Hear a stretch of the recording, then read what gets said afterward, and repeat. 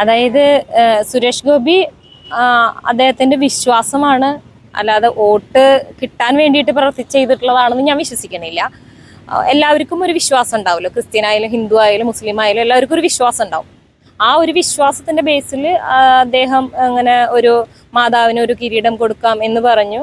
അപ്പോൾ in case ആ Christian വിഭാഗത്തിൽ നിന്നുള്ള വോട്ട് നഷ്ടപ്പെടുമോ എന്നുള്ള ഭയം കൊണ്ടാണ് ഈ കുത്തിത്തിരിപ്പ് ഉണ്ടാക്കണേന്നാണ് ഞാൻ വിശ്വസിക്കുന്നത്. സുരേഷ് ഗോപിക്ക് വോട്ട് ചെയ്ത വ്യക്തി എന്നുള്ള നിലയിൽ അതാണ് ഞാൻ പറഞ്ഞത്. ജനങ്ങൾക്ക് വ്യക്തമായിട്ടൊരു ബോധ്യമുണ്ട് ഏത് പാർട്ടിക്ക് വോട്ട് ചെയ്ത് കഴിഞ്ഞാൽ അവർക്ക് നിലനിന്ന് പോകാൻ പറ്റും എന്നുള്ളത്. കോൺഗ്രസിനെ സംബന്ധിച്ചെന്ന് വെച്ചിട്ടുണ്ടെങ്കിൽ അവർക്ക് ആ ഒരു പഴയ കുറച്ച് ആളുകളുണ്ട്, അവർ തന്നെ ഭരിക്കണം എന്നുള്ളൊരു ആരുടെയും നമ്മൾ ഒരു കോമ്പറ്റീഷനിൽ പങ്കെടുത്താൽ അതിനുവേണ്ടി പ്രവർത്തിച്ചാലേ വിജയം ഉണ്ടാവുള്ളൂ. നമ്മൾ ഒരു ഡാൻസ് കളിക്കാതെ ആരും വിജയിക്കില്ലല്ലോ, നോക്കി നിന്നാൽ വിജയിക്കുമോ? ഇല്ല. അപ്പോൾ ഒരുപാട് ആളുകൾക്ക് വേണ്ടി പ്രവർത്തിച്ചതിൻ്റെ ബേസിൽ തന്നെയാണ് BJP. എനിക്കൊരിക്കലും ആ ഒരു വോട്ട് വേസ്റ്റായി പോയിട്ടുണ്ട് എന്ന് എനിക്ക് ഫീൽ ചെയ്യുന്നില്ല.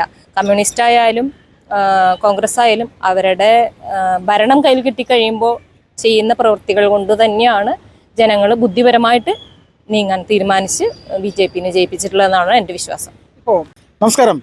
തൃശ്ശൂർ പാർലമെന്റ് മണ്ഡലത്തിൽ കഴിഞ്ഞ വർഷം സുരേഷ് ഗോപി മത്സരിച്ച സമയത്ത് വലിയ രീതിയിലുള്ളൊരു വിജയം അദ്ദേഹം നേടിയെടുക്കുകയുണ്ടായി. 75,000-ഓളം വോട്ടുകൾക്കാണ് അദ്ദേഹം വിജയിച്ചത്. പക്ഷേ ഇപ്പോൾ ഈ ഒരു വർഷത്തിന് ശേഷം UDF-ഉം LDF-ഉം വലിയ രീതിയിലുള്ള ഒരു ആരോപണം അദ്ദേഹത്തിനെതിരെ ഉന്നയിക്കുകയാണ്, അല്ലെങ്കിൽ BJPക്കെതിരെ ഉന്നയിക്കുകയാണ്. ഇവിടെ ഒരുപാട് കള്ളവോട്ടുകൾ BJP ചേർത്തു എന്നുള്ള രീതിയിലേക്കാണ് പറയുന്നത്. അപ്പോൾ ഈ സമയത്ത് സുരേഷ് ഗോപിക്ക് വോട്ട് ചെയ്തിട്ടുള്ള ഇവിടെയുള്ള സാധാരണക്കാരായിട്ടുള്ള ജനങ്ങളോട് തന്നെ നമുക്ക് ഈ ഒരു വിഷയത്തിൽ അവരുടെ അഭിപ്രായം ചോദിച്ചറിയേണ്ടതുണ്ട്. അപ്പോൾ ഇന്നിപ്പോൾ തൃശ്ശൂർ എത്തിയിരിക്കുകയാണ്, കുറച്ച് ആളുകളൊക്കെ കാണണം. അപ്പോൾ നമ്മുടെ മുന്നിലൊരു ചേച്ചിയെ കിട്ടിയിട്ടുണ്ട്. അപ്പോൾ ആളോട് തന്നെ ചോദിച്ച് മനസ്സിലാക്കാം. ചേച്ചി പേരെന്തായിരുന്നു? നമസ്കാരം. പേരെന്തായിരുന്നു? സോണി. ചേച്ചി, ഇപ്പോൾ തൃശ്ശൂരിൽ BJPക്ക് അല്ലെങ്കിൽ സുരേഷ് ഗോപിക്ക് വോട്ട് ചെയ്ത ഒരാളല്ലേ നിങ്ങൾ? ആണ്. അതെ. ആദ്യമായിട്ടാണോ താമര ചിഹ്നത്തിൽ വോട്ട് ചെയ്യുന്നത്? അതെ. ഇതിന് മുന്നേ ആർക്കും വോട്ട് ചെയ്തിരുന്നത്? ഇതിനു മുന്നേ കോൺഗ്രസിനാണ്. അതെ. അപ്പോൾ ആദ്യമായിട്ട് വാരി ചെയ്തതാണ്? ആദ്യമായിട്ടാണ് BJPക്ക് ചെയ്തത്. ഓക്കെ. ഇപ്പോൾ സുരേഷ് ഗോപി ആയതിന്റെ പേരിലാണോ വോട്ട് ചെയ്തത്? സുരേഷ് ഗോപി ആയതിന്റെ പേരിലാണ്.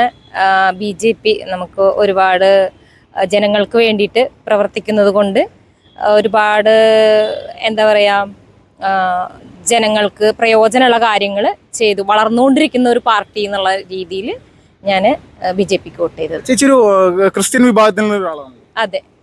സ്വാഭാവികമായിട്ട് ഇപ്പോൾ ഈ മീഡിയകളിൽ വന്നുകൊണ്ടിരിക്കുന്ന വാർത്ത കാണുന്നുണ്ടല്ലോ, തൃശ്ശൂരിൽ BJP വലിയ രീതിയിൽ കള്ളവോട്ട് നടത്തി എന്നുള്ള രീതിയിലൊക്കെയാണ് പറയുന്നത്. ഇതിൽ എന്തെങ്കിലും ഒരു കഴമ്പുണ്ടെന്ന് ചേച്ചി വിശ്വസിക്കുന്നുണ്ട്? ഒരിക്കലും ഇല്ല. കാരണം എന്താ? ഇപ്പോൾ ഇലക്ഷൻ കഴിഞ്ഞിട്ട് 1 മാസമോ 2 മാസമോ അല്ല. അങ്ങനെ പറയുകയാണെങ്കിൽ തൃശ്ശൂരിലെ ജനങ്ങൾ പൊട്ടന്മാരാണെന്നല്ലേ പറയുന്നുണ്ടാവുക? അങ്ങനെ വിശ്വസിക്കുന്നുണ്ടാവോ? എന്തായാലും ഇലക്ഷൻ്റെ ടൈമിൽ നമുക്ക് ഒരുപാട് നിയമപരമായിട്ടുള്ള കാര്യങ്ങളുണ്ട്. അപ്പോൾ ഒരു വോട്ടെങ്കിലും തെളിയിക്കാനായിട്ട് കഴിയണം. കള്ളവോട്ട് ചെയ്തു എന്ന് പറയുന്നതിൽ സത്യസന്ധമായിട്ട് ഒരാളെങ്കിലും ഫേക്കായിട്ട് അത് ചെയ്തിട്ടുണ്ട് എന്ന് തെളിയിക്കാൻ കഴിയണം.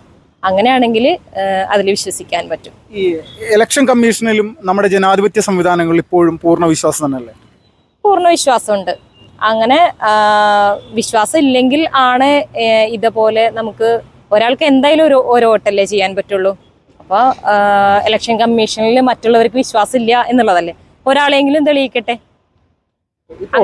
അതെ. ഇപ്പോൾ ഏറ്റവും പ്രധാനമായിട്ട് നമ്മുടെ കേരളത്തിൽ BJP എന്ന് പറയുന്ന ഒരു രാഷ്ട്രീയ പ്രസ്ഥാനത്തിൻ്റെ വളർച്ച വലിയ രീതിയിൽ മുന്നോട്ട് വരുന്നൊരു സമയം കൂടിയാണ്. വരാനിരിക്കുന്നത് ഒരു തദ്ദേശ സ്വയംഭരണ സ്ഥാപനങ്ങൾക്കുള്ള തെരഞ്ഞെടുപ്പും കൂടിയാണ്. അപ്പോൾ ഈ സമയത്ത് ഈ പാർട്ടിയെ BJP ഏതെങ്കിലും തരത്തിൽ ഇങ്ങനെയുള്ള വിഷയങ്ങൾ ബാധിക്കാനുള്ള സാധ്യതയുണ്ട്?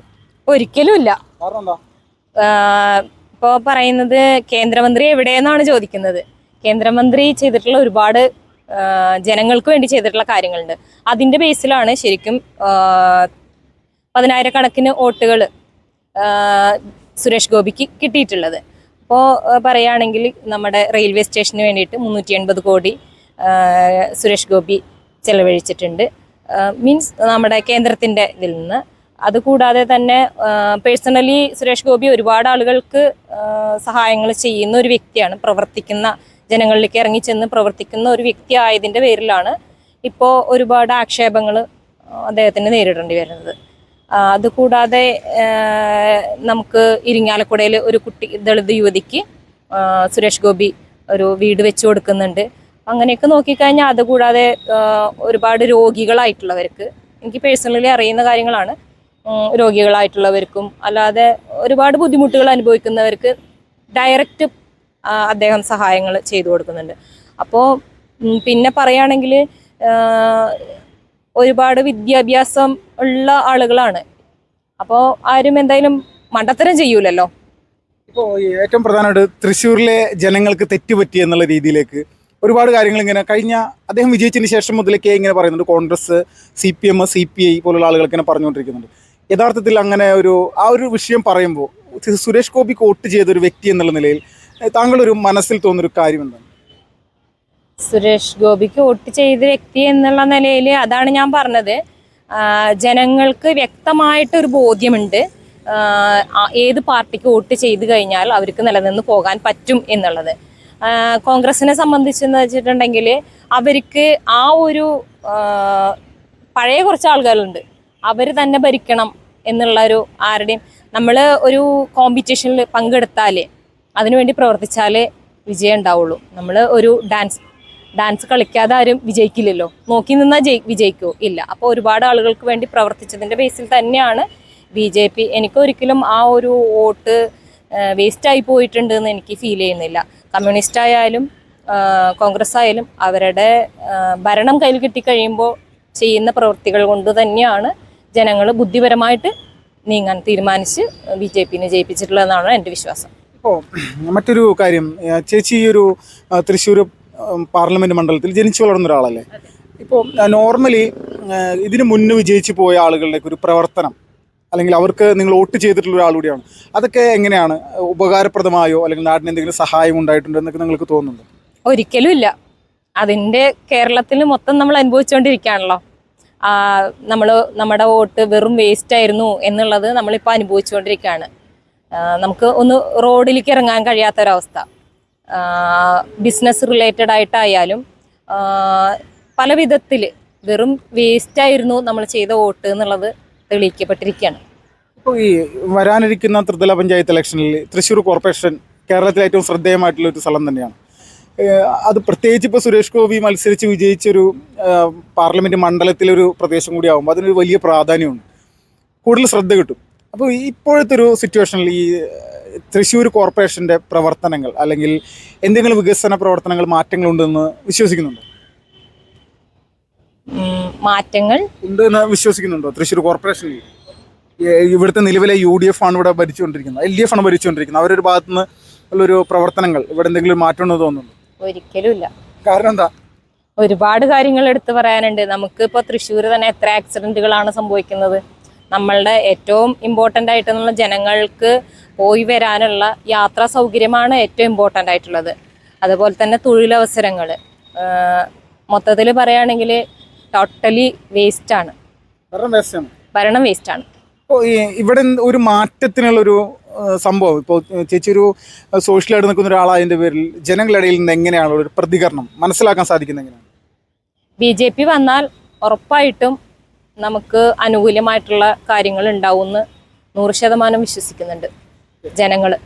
ഇപ്പോൾ ഒരു ക്രൈസ്തവ വിഭാഗത്തിൻ്റെ ഒരു പിന്തുണ കൂടി തൃശ്ശൂരിൽ BJP ഉറപ്പിക്കുന്നതിനായിട്ടുള്ള പ്രവർത്തനങ്ങൾ കുറേ കാലങ്ങളായിട്ട് ചെയ്യുന്നുണ്ട്. സുരേഷ് ഗോപിയും അതുപോലെ തന്നെയുള്ള കാര്യങ്ങൾ ചെയ്യുന്നുണ്ട്. ഇപ്പോൾ ഒരു ക്രിസ്ത്യൻ വിശ്വാസി എന്നുള്ള നിലയിൽ ഒറ്റ ചോദ്യം, ഈ ലൂർദ് മാതാ പള്ളിയിൽ അദ്ദേഹം ഒരു സ്വർണ്ണ കിരീടം കൊടുത്തിരുന്നു.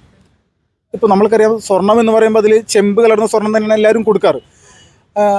ആ ഒരു വിഷയത്തിൽ പള്ളിക്കോ അവിടുത്തെ ക്രൈസ്തവ ഭക്തർക്കോ വിശ്വാസികൾക്കോ ഒരു തരത്തിലുള്ള ആക്ഷേപവും സുരേഷ് ഗോപിക്കെതിരെയില്ല. പക്ഷേ ഈ ഇവിടെയുള്ള എതിർ കക്ഷികളായിട്ടുള്ള രാഷ്ട്രീയക്കാർ വലിയ രീതിയിൽ ഈ ലൂർദ് മാതാ പള്ളിയിൽ ഇങ്ങനെ സ്വർണ്ണ കിരീടം കൊടുത്തു എന്ന് പറഞ്ഞ് സുരേഷ് ഗോപി അവരെ പറ്റിച്ചു എന്നുള്ള രീതിയിൽ പറയുന്നുണ്ട്. എന്താണ് ഈ ഒരു വിഷയത്തിൽ ഒരു ക്രിസ്ത്യൻ വിശ്വാസി എന്നുള്ള നിലയിലേക്ക് നിങ്ങൾ പറയാനുള്ളത്? അതായത് സുരേഷ് ഗോപി അദ്ദേഹത്തിൻ്റെ വിശ്വാസമാണ്, അല്ലാതെ വോട്ട് കിട്ടാൻ വേണ്ടിയിട്ട് ചെയ്തിട്ടുള്ളതാണെന്ന് ഞാൻ വിശ്വസിക്കണില്ല. എല്ലാവർക്കും ഒരു വിശ്വാസം ഉണ്ടാവുമല്ലോ, ക്രിസ്ത്യൻ ആയാലും ഹിന്ദു ആയാലും മുസ്ലിം ആയാലും എല്ലാവർക്കും ഒരു വിശ്വാസം ഉണ്ടാവും.